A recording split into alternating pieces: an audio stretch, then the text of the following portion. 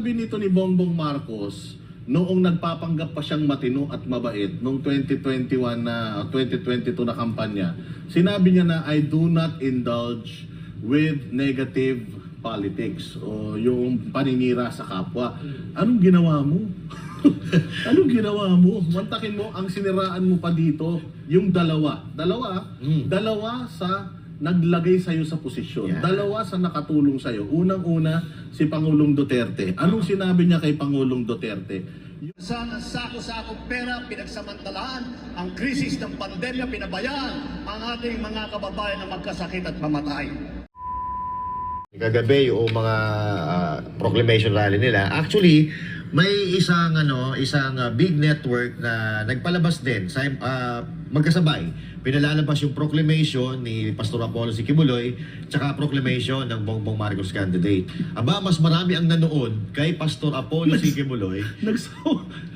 Partners, putulin kita. Sige, Tawa-tawa ako, nagsawa na yung network. Bakit? Halimbawa, yung isang network, pini-feature yung kanila BBM.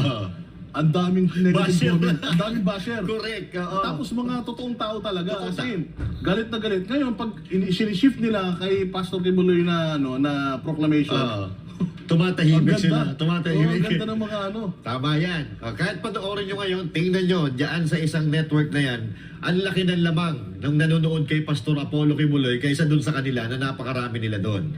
So ito mga kababayan, pinanood ko, puro generic po yung kanilang mga plano, plataforma. Marami na pong nagsabi niyan, wala na pong bago. Kaya nga, ito, threaten sila dito kay Pastor Apollo Siquiboloy dahil itong mga batas na ipapasa ni Pastor Apollo Siquiboloy ay tiyak na tatamaan talaga dito yung mga magdanakaw, yung mga gumagawa ng katiwalian. So, nangangahulugan ito na hindi na sila makakagalaw pag nandyan si Pastor Apollo Siquiboloy dahil numero uno si Pastor Apollo Kibuloy nakokontra sa mga kalokohan na gagawin nila sa ating bayan, lalong-lalo na sa kaban ng ating bayan. 70 bills. 70 bills ba? 70 bills, hindi Hindi pa pa nananalo.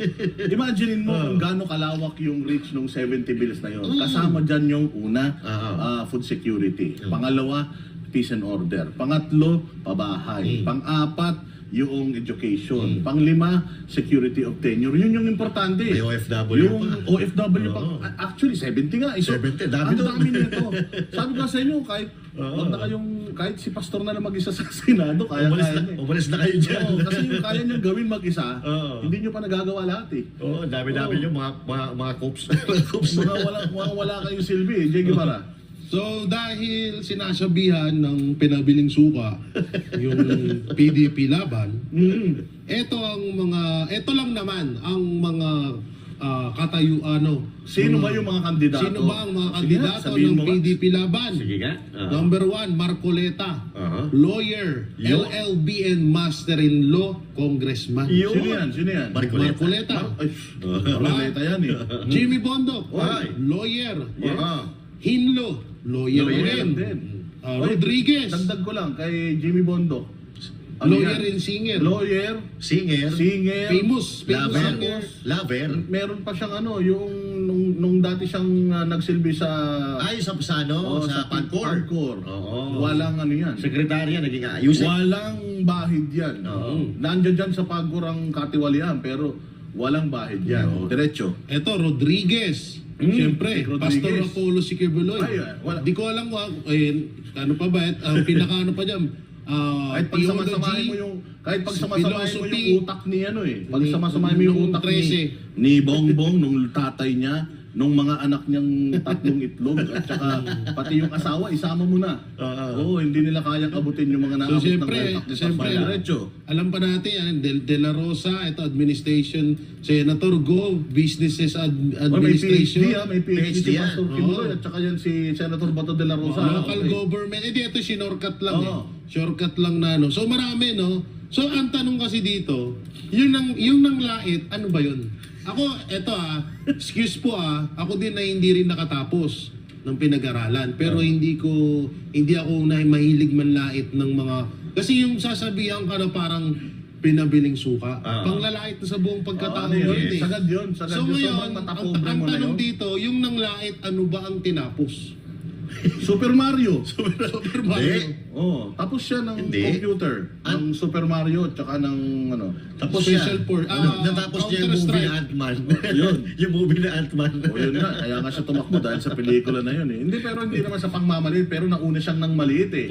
Di ba? Ikaw ang nauna eh. Hindi ka naman pinag-usapan din sa proclamation rally nila ano eh. Ako lang, Nila Pastor Kibuloy. ako lang nagbanggit sa iyo doon. Oo, si Jay Guevara lang eh. Pero ikaw ang naunang ng alipusta. Oo. At saka, tatandaan mo, Presidente Marcos, aalipustahin mo na parang mga pinabili ng suka. Tingnan mo kung ano man nagawa nitong mga taong to kumpara sa'yo. Artista, angkor na may mga cyber libel na kaso. Kasi sa Ang dami nila. partner ito si Bongbong Marcos, siya ang pinaka-easy ang pinagdaanan para maging presidente. Totoo. Easy. Unang-una, apelyido lang. Pangalawa, gumamit ka ng magaling na sidekick, Vic Rodriguez. Pangatlo, ginamit mo si Inday Sara. So, ginamit mo ang mga Duterte. Easy lang sa'yo na naging presidente. Tapos kung makapagyabang ka ngayon, parang graduate with flying colors ka. Hanggang ngayon nga, kino-question pa yung kung saan ka ba talaga nag-aral. Yeah. Hindi nga nila alam sa ultimong sa pelikula nga ng kapatid mo, tamad ang sa'yo tamad ang bansag sa'yo Tapos kung makapagsalita ka na parang pinabili lang ng suka, alam mo sagad na sagad sa kamatapobrehan. Ayan. Yang ginawa mo na yan, hindi mo naiintindihan na 80% ng Pilipino mahirap. 80% ng Pilipino hindi nakapag-aral. Hindi naman 80%, pero majority ng mga Pilipino na mahirap ay hindi nakapag-aral. Hindi So, hindi dito niya pa lang naman kasi makikita alam mo yun, talaga Steve. insensitive to the highest level itong si Presidente Marcos. Hindi niya naman kasi alam yun, hindi naman siya dumanas ng kahirapan. Ayun na nga. At ang dito, Out of touch yun. at ang pinakamalupit dito, bakit parang na-adapt na ata ni Marcos Jr. yung ugali ng asawa niyang mata pobre? Yes. Unti-unti lumabas na yung Unti-unti nang totoong lumalabas buhay. yung bagay, may kasabihan tayo, ang ugali ng isang tao, kadalasan hindi mo yan nalalaman sa iba. Yes. Nalalaman mo yan sa kanya. Yan. Master. Yan. Katulad nga ng kwento ko doon sa proclamation, di ba? Sila yun. Oo, yung kwento na yun. Pero sa totoong buhay, eto talaga sila. Kung napanood nyo, gigil na gigil talaga si Pangulong Bongbong Marcos. At isa po ito sa isang manifestasyon ng isang taong walang may pagmamalaki. Yes. Pagka wala kang may pagmalaki, siraan mo na lang yung kalaban mo. Wala ka namang may pagmamalaki Di ba? Siraan mo kalaban mo para sabay-sabay kayo bumabagsak. Pumaraya sa libil Pag wala mo. kang plano, Pag wala kang plano para pumata sa libil mo yung kalaban mo. Kaso matatalino ng mga Pilipino. Kaya tingnan nyo, yung mga comment doon sa mga video kung nasaan kayo, pinagtatawanan ho Ay, kayo. grabe. Yung laughing emoji. Di ba? 35,000 na laughing emoji versus 1,000 na like. As in, ganun Yung mga angry bossing. pa. Yung angry. May angry pa. May angry face Oo. pa. At saka ito sa mismong live stream ng Pangulong Marcos Oo. yung sa verified account niya. So, pati mga followers mo, visit na sa'yo. Wantakin mo yan. Di ba, Jay? Tapos ang malupit pa doon, pinutol-putol nila yung video, yung inisa-isa. Oo. Aba, grabe din yung hate sa kanila. Oo, di ba? At eto, may nakalimutan pala tayo, Boss D, Mm. na may kagalang-galang, may respeto silang team. So, ano? Walang iba, kundi yung tiga-bukid nun, na si Manny Pacquiao. Walang hiya, pati si Manny Pacquiao, binago mo. Binago mo yung kung saan siya nakatira. Pero speaking of Manny Pacquiao, ito naman kasi si Manny. Oo, dati rin kasi noong 2022, ang dami rin itong sinasabi sa mga Marcos. Ngayon nakalimutan niya na. Naumpog yata, kaya hindi niya na matandaan yung mga pinagsasasabi niya ron. At saka, sinabi nito ni Bongbong Marcos, noong nagpapanggap pa siyang matino at mabait noong 2022 na kampanya, sinabi niya na I do not indulge with negative politics o yung paninira sa kapwa. Anong ginawa mo? Anong ginawa mo? Mantakin mo, ang siniraan mo pa dito, yung dalawa sa naglagay sa'yo sa posisyon. Yeah. Dalawa sa nakatulong sa'yo. Unang-una, si Pangulong Duterte. Anong sinabi niya kay Pangulong Duterte? Yung daw, sako-sako daw na pera ang binulsa sa pandemya. Walang hiya naman. Alam mo, magpasalamat tayo. si anong Presidente Duterte ang presidente ng pandemya. Kasi kung ikaw ang presidente ng pandemya, nung bagyo pa lang, kumakamot ka na sa ulo. Hindi mo alam kung anong gagawin mo. Yung pandemic pa kaya. Yan. Ang dami, mantakin mo, pag-usapan natin pandemic. Total, Sige. siya ang nag-open up. Sige. Pag-usapan natin pandemic. Anong nangyari nung pandemic? Nagsarado ang ekonomiya. Walang perang pumapasok. Hindi lang Pilipinas. Buong Lahat, mundo. pati kapitbahay. Nagdadamutan. Saan? Sa mga face mask, face shield, guantes, nagdadamutan. Nagtataguan, pati sa bakuna. O ano nangyari? Si PRRD, being friends with whom? China. Nakakuha tayo ng mga bakuna galing China. Nakakuha tayo ng bakuna libre galing Russia. Yes. Ang Amerika nagsara nun. Pero nakakuha tayo ng mga bakuna. At yun ang nagligtas. Baka mamaya nilunok mo pa yung napakaraming bakuna ni Pangulong Duterte no, kung makapagsalita ka. Tapos sarado ekonomiya, si Pangulong Duterte namimigay ng pera, ayuda sa mga Pilipino, 3 ulit. Yun ang tunay, yun ang panahon na dapat magbigay kayo ng ayuda. Ayun, kung meron tayong pandemya, ngayon wala nang pandemya, namimigay pa kayo ng pera Yes. Palibasa nakita nyo, merong opportunity doon, kaya hindi nyo na hininto Tuloy-tuloy pa rin yung ayuda. Ano pang may dadagdag mo doon sa pandemya, partner? Experience mo? Alam mo partner, kung sa aking pakiramdam, kung si Bongbong Marcos ang presidente natin noong panahon ng pandemya, tama yung sinabi mo, baha pa lang kumakamot na, hindi na alam gagawin. Yung pandemya pa kaya? Yung pandemya na immobilize tayo lahat, di tayo makagalaw. Samantalang dito sa baha po pwede tayong gumalaw, may resources tayo. Hindi natin magawang masolusyonan. Nagtatanong tayo kung ano ang gagawin natin. Sako-sako na pera daw ang kinulimbat. Patunayan niya. Kung sako-sakong pera pala ang pinakinulimbat ni Pangulong Duterte, ba't nasa laya si Pangulong Duterte? Kung meron kayong ebidensya, kasuhan ninyo, ipakulong ninyo, kayo nakapwesto. Etong mga sinasabi nila ay halatang-halata, paninira. Dahil kung totoo yan, di sana kinasuhan nila. Ito ang problema. Sila ang mga sinasabi, ang tawag sa kanila mga alta syusidad. Pero nakita mo kung paano magsalita kagabi? Si Pangulong Duterte, kahit ugaling kanto, ugaling iskinita si PRRD, ni minsan, hindi siya nanlait ng tao. Yan ang pagkakaiba nyo. At si PRRD, maraming nagawa sa Pilipinas, kayo wala pa.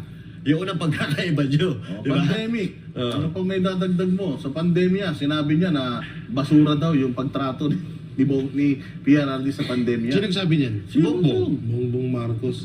Kasi ito alam natin ng mga Marcos mayaman yan Diba? Pero ni minsan narinig nyo ba na nanguna ang mga Marcos sa pagtulong sa mga kababayan natin pag may sakuna dito sa Pilipinas? Wala.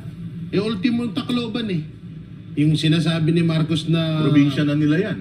Probinsya na nila yan. Sino unang dumating dyan? Pero sino unang dumating? Si PRRD. At saka, Seminay. Oo, at saka si Minay. At ito pa pinakamalupit.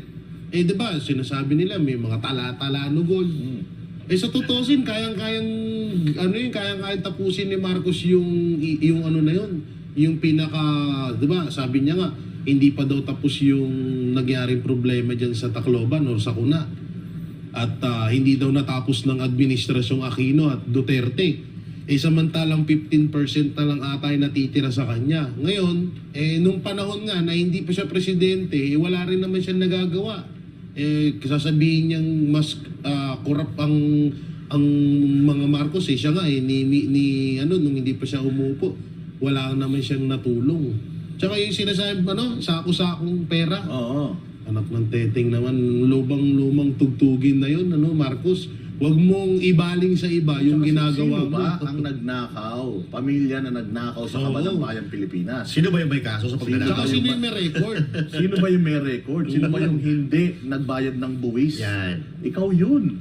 So, you are talking about ang daming perang ninanakaw. Ngayon nga GAA nyo palpak Blanco yung mga line items sa BICAM report Hindi nyo nga yan mapa-imbestigahan Tapos kung makapagturo kayo na ang daming nanakaw na pera. Ito pa isang sinabi niya. Ano pa yun? Kay PRRD, babalik daw ba tayo sa malatokhang, mga dumadanak daw ang mga dugo. Ganyan. Well, ako, unahan ko na. Martial law. Ang daming human rights violation ng tatay mo. Yes. Sangkot sa crime ng crimes of against humanity. Nangunguna kayo sa listahan. si Adolf Hitler, tapos sumunod yung tatay mo. Nako. Oo, pag ginugel yung pangalan ng tatay mo, ang lumalabas, yung tatay mo yung pinaka magnanakaw na na naging presidente sa kasaysayan ng mundo. Subukan nyo i-google, Guinness World Record, nakalagay yung pangalan ng tatay niya. So, you are talking about yung mga dumanak na dugo, ang daming mga nangamatay noong panahon ng tatay mo, ilang taon niyang martial law na yan. Ang daming desaparecidos, di ba? Ang daming mga aktivista noon na pinick up. Isa pa nga yan, yung mga aktivista, yung mga matatandang aktivista ngayon, Yes. sila ngayon buhay na patunay na lintik sa paglabag sa karapatang pantao yung tatay mo noon. Tapos ngayon, sisilipin mo yung tokhang ni Pangulong Duterte. Alam mo, ang galit sa tokhang, adik. Yes. Mm. Alam mo, partner, umiiwas sila eh. Umiiwas sila doon sa tukang kasi hindi nila kaya ipatupad. Hindi nila kaya ipatupad. Kaya nga, para sa akin, ang masasabi ko, mas gusto pa natin na nakakarinig ng adik pinaslang kaysa inosenteng tao pinaslang ng adik. Noong panahon ni Pangulong Duterte, ganoon ang nangyayari. Diba? Adik, nadali, pinaslang. At ligtas tayo nakakapaglakad sa kalsada, kahit sa mga eskinita. Kahit umuwi ka na madaling araw, wag na po tayo magplastikan. Naranasan po natin yan. Wag na po tayong maging in denial dahil si Duterte ay kalaban nyo. Oo. Pinakinabangan nyo yung produkto ng mamang ito na kung magsalita, barubal, pero At saka yun ang pinangako nila, partner. Oo. Ang pinangako nila sa tao, itutuloy nila yung nasimula ni PRD. Yun nga. Kaya sila nanalo kapal ng oo, mukha mo. yun na nga eh. Isa yan sa nagpanalo sa'yo, tapos ngayon binabatikos mo. Kaya mga kababayan, kung mayroon po tayo ng matinong kaisipan, i-analyze po natin ang mga sinasabi ng presidente na yan. Dahil pag yan, naniwala pa kayo dyan, naku po, yung bansa natin, sigurado, wala talagang patutunguhan. mga Jay partner. Guevara, dumanak daw ang dugo. Huwag na daw tayo bumalik doon, sabi Huwag na niya. tayong bumalik sa tukang. Alam nyo, mas gugustuhan ko pang balikan yun. Dahil yung mga adik nun, dati nasa kalsada lang. Adik ngayon, nasa gobyerno na. Uy, grabe, Mas- grabe ka mas, naman. mas gugustuhin ko yun, no? Grabe. At saka kasi, mas madaling puksain. Oo. Yung mga drug lord na nandyan lang sa tabi-tabi. Oo. Ang hirap puksain ng mga drug lord na nasa gobyerno, pakalat-kalat. No, ayun yung mahirap doon. Kaya tas yung about doon sa tukang, hindi kasalanan ng Pangulo yun. Kasalanan ng mga gumagamit ng droga at nagbebenta ng droga. Bago gawin ni PRRD yan, yung tukhang na yan, nag-warning muna siya. Winarningan niya na itigil niyo yan at kapag hindi niyo tinigil yan, mamamatay kayo. So ayaw na, kasalanan ba ng nagpapatupad ng batas yun? Yun ang ugat ng krimen dito sa Pilipinas. So ginawa niya yun at nung ginawa niya nun, matigas ang ulo ng mga adik, matigas ang ulo ng mga pusher, ginawa pa rin nila. So, namatay sila. So, walang doon, walang masama doon, no? At ang tanong na lang kasi dito paano naman yung pinatay ng mga adik na yan? Yeah. Yan ang pinaka-question dito. Paano na lang kung hindi napuksa yung mga adik na yan? Hanggang ngayon nga yung mga kaso ng mga pinatay ng mga adik na yan, mga ni-rape, mga pinagnakawan, hanggang ngayon nakatenga. Walang nangyaring hustisya. Ang naging hustisya na lang ngayon, siguro yung namatay sila. O, tignan nyo ngayon, ilang tatay na ang nababalita sa TV na pinapatay nila yung mag-iina Mga nila, anak, oo. yung mga anak. Ilang Walang kababaihan ganyan nun, na. Walang ganyan nung panahon Walang nila. ganyan nun. Ilang kababaihan na estudyante ang palaging nagbabiral na, di ba, may isang estudyante nakita sa damuhan na nirape siya. Merong isang estudyante na humingi ng saklolo dun sa tricycle driver dahil nirape siya. Oo. Tapos yung mga kabataan ngayon, nabiyak-biyak yung mga katawan. Nawala Mga na dati laman yan Ba't nangyari yan? Kaya kung ako tatanungin, mas gugustuhin ko na magkaroon ng maibalik yung panahon ni PRRD kaysa sa panahon ni Marcos ngayon. Tama, ano pa? So sabi ko nga kanina, dalawa yung inatake niya. Nakalaban, una, Duterte, pangalawa, Pastor Apollo Kibuloy. Highlight yun sa kanya. Sinabi niya na meron daw isang malasakristan na bulaang propeta. Grabe. Sino ba yung tumatakbo na na konektado sa isang religious organization, kundi si Pastor Apollo Kibuloy. Saan ka kumukuha ng kapal ng mukha mo para matapos mong pakinabangan itong sinasabi mong isang bulaang propeta, magsasalita ka ng ganyan. Tandaan mo, Oo. noong mga panahon na dinudurog ka ng media, ABS-CBN, GMA, TV5, lahat yan urat na urat sa'yo. Lahat yan binabanatan ka, lahat yan binababoy ka. Isang network lang ang nagpahiram sa'yo ng kanilang serbisyo. Binigyan ka ng patas na laban.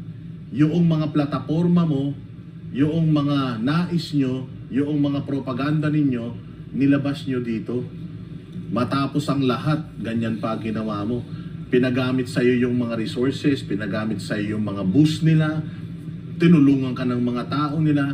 Pagdating sa dulo, makakapagsalita ka pa ng ganyan. Dito natin talaga malalaman na kasapakat ang Pangulo dito sa ginagawa kay Pastor Apollo Kibuloy. Katulad nung nangyari sa Amerika na si Joe Biden ay wineponize yung kanyang DOJ at ang FBI para targetin yung mga religious organizations at kasama po dyan si Pastor Apollo Kibuloy. Ngayon, si Bongbong, alam natin na ganun din ang ginagawa niya sa Pilipinas. Kasi tingnan mo para makapagsalita ka ng ganyan kay Pastor Apollo Kibuloy na nakatulong sa'yo, saan ka kumukuha ng tigas ng muka? At ano ang rason at dahilan mo bakit mo ginagawa yan? Ako may singit ko lang sa konti mga partner.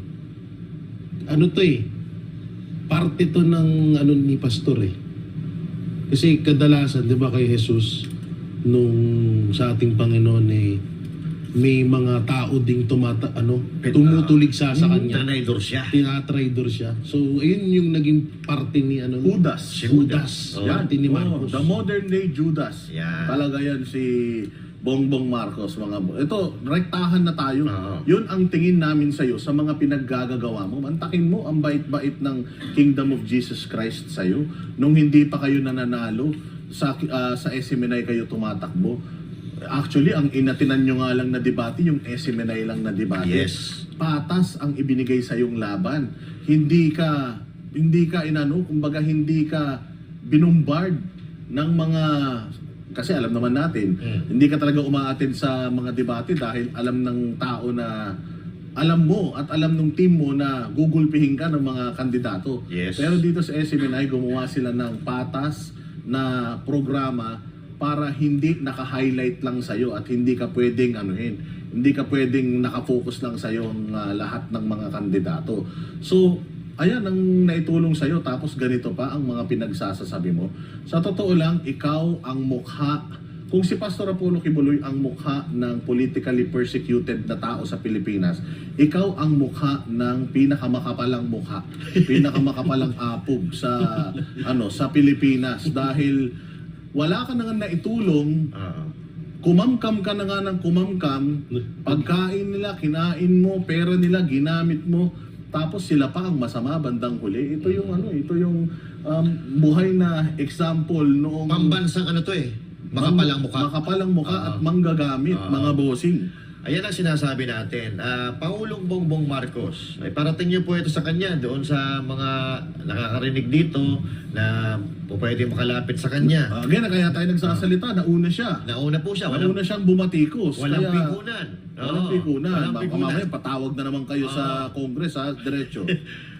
Naalala mo ba nung punta ka sa Prayer Mountain saka sa Glory Mountain? Ang sabi mo, ay, meron palang ganitong lugar sa Pilipinas. Paano mo nagawa? Ang tanong niya kay Pastor Paano Apollo mo Kibuloy, nagawa? paano mo nagawa ito? Ang sagot ni Pastor Apollo Kibuloy, zero corruption. Doon pa lang may idea ka na kung anong gagawin mo sa Pilipinas Hindi mo ginawa.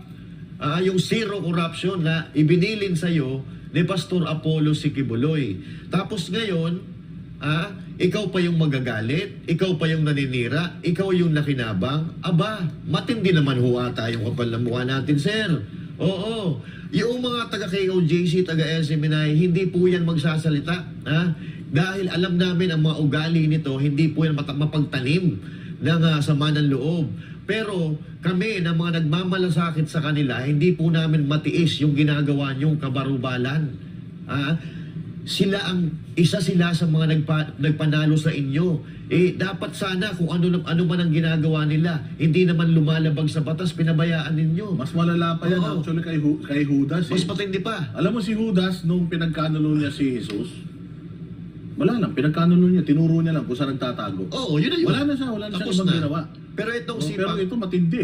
dinikdik pa ng dinikdik yung tumulong sa kanya. At mga kababayan, tandaan nyo, ito yung mga ugali ng tao na hindi dapat naglilingkod sa bayan dahil titiyakin natin na wala talaga tayong kapupuntahan. Ano ba nangyayari ngayon, mga partner? May napunta ba tayo? Wala. Oh.